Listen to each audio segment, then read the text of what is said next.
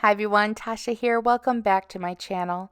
Today I'm going to share with you an easy interactive card using items from Maker Forte.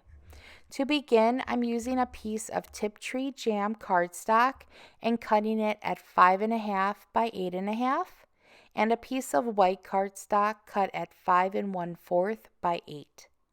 I'm scoring the card base at 4 1/4 to make a traditional A2 size card. And then I'm scoring the insert at 2 and again at 4. And those are all the score lines that you need.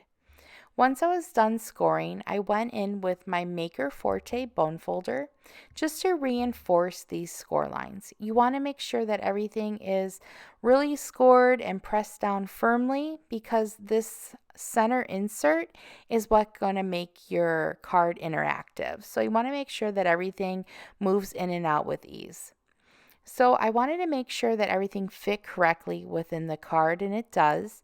So once you close it, it will fit into your A2 size envelope. To decorate the front of the card, I'm using this Night Garden Slimline stencil. It's a slimline stencil, but you can use it on any size card. And I'm going in with some Picket Fence Distress ink. I wanted the front to have just a light detail. So instead of just embossing with white or just embossing with clear, I went in with this distress ink color to give a kind of chalky look. And then I decided to put clear embossing on top of it. So once I was done ink blending, I lifted up my stencil and you get this really pretty design. And then I'm going in with some Wow ultrafine clear embossing powder on top. I wanted that embossed glossy look, but again, I wanted a light white color. And this is an easy way to do that. I also emboss on clear when I'm stamping in color instead of using a colored embossing powder.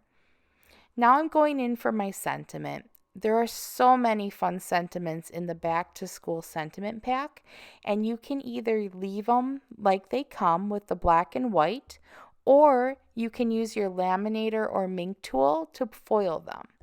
So I decided to foil mine, and I wanted it to be a pretty pink color to coordinate with the pattern paper that I used and the color cardstock. So once I was done foiling, I was left with this metallic pink greeting.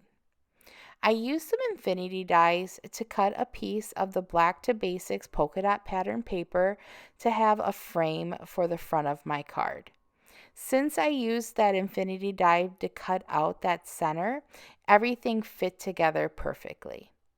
Now I'm going to my Misty tool to stamp a greeting inside of the card, and I'm using the Teach from the Heart stamp set and then some Color Hive Eclipse black ink. This ink is nice and dark, and it stamps really well for sentiments.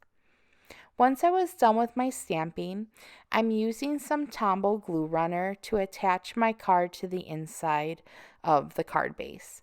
You can use score tape or liquid glue, but for this I was using just some glue runner.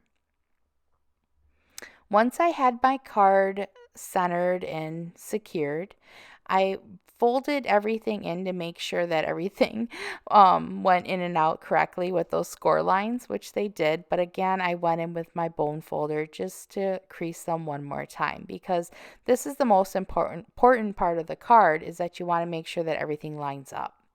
So since we cut our center out with that die, everything fits perfectly in that center area.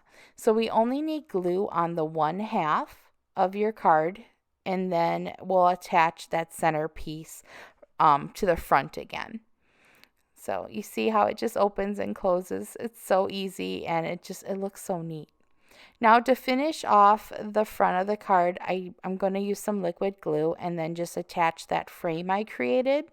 And I think it looks really cool with the polka dots and then the pink color. I love the black, white, and pink color combination. And I think this frame kind of gives it a nice finished look to the front of the card.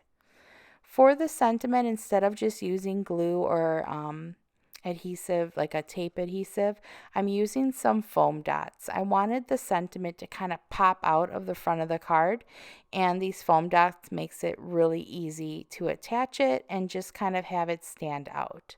And I love that metallic foil look. And this completes my card. So I hope you guys enjoyed taking a look at these fun items from Maker Forte, and I hope you guys are inspired to create one of these easy cards. They're so much fun to make, and I think people really enjoy having or receiving an interactive card. So all the items will be listed below in the description box as well in the blog post. I hope you guys are having a great day, and I'll talk to you later. Bye.